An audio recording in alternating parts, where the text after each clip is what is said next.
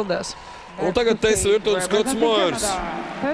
Droši vien ar ovācijām sagaidīs līdzjūtēji, jo tiešām pašreizējie, var teikt, iepriekšējās sezonas absolūtie līderi, olimpiskie, pasaules čempioni.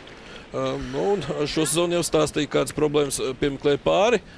Cerams, ka šeit viņam izdosies aizdīt pirmo pilnvērtīgo startu šo sezonu.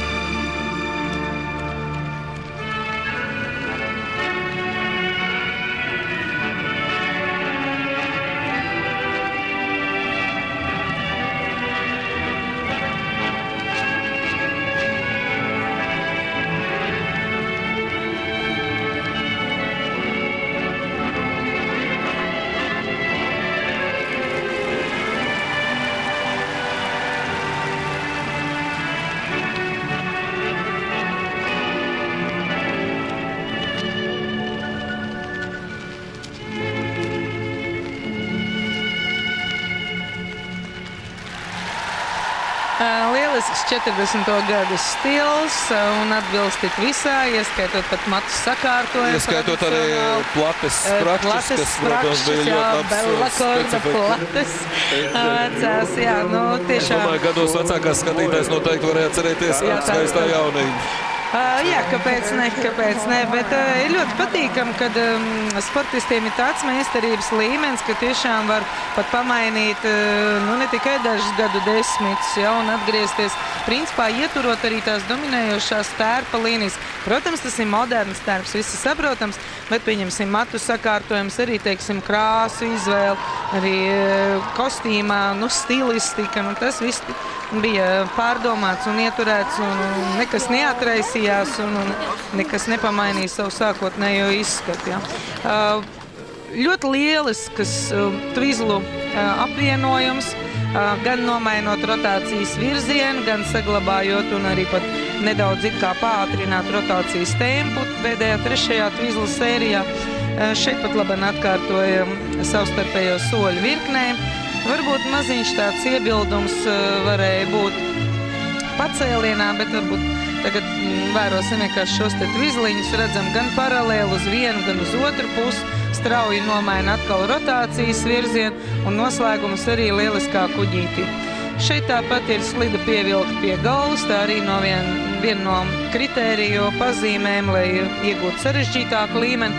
Pēc tam gan mainot savu izvietojumu, partneri pieskārās ar slidu ledumu, bet katrā gadījumā tas nebija nedz uzskatām, nedz arī, teiksim, traktējums kā balansa zaudējums. 21 gads Teisē, 23 Skotam, vairākas sezonas jau startē kopā. Ir bijuši savu laiku pasaules junioru čempioni 2006. gadā, pēc tam pārgāja pieaugušo konkurencei un panākumu, kā saka, nāca gandrīz viens aiz otra. Jau 4 kontinentu čempionātā pirmajā startā 3. vieta, nākamā gadā 3., vēl pēc gada 2008. gadā uzvara, 2009. gadā 2. vieta. Jāsaka, kopš tā laika viņi nav startējuši, un arī šogad viņš starts beidzās bez nekā, partneris veselības dēļ. Par pasaules čempiona titulu jau minēja, vēl viņa kontā ir sudrabs un bronza, ko viņi izcīnīja attiecīgi 2 gadus un gadu iepriekš. Protams, augstākā virsotnē olimpiskā čempiona tituls, ko viņi izcīnīja, tas noteikti ir krāšņākā rota viņu biogrāfijā. Pāris nenoliedzam favorīti numur 1, domāju, tieši viņi ir Merila Deivis un Čārlijs Vaits, kas gan startēs nākamajā grupā, un tiesnešiem būs svarīgi salīdzināt.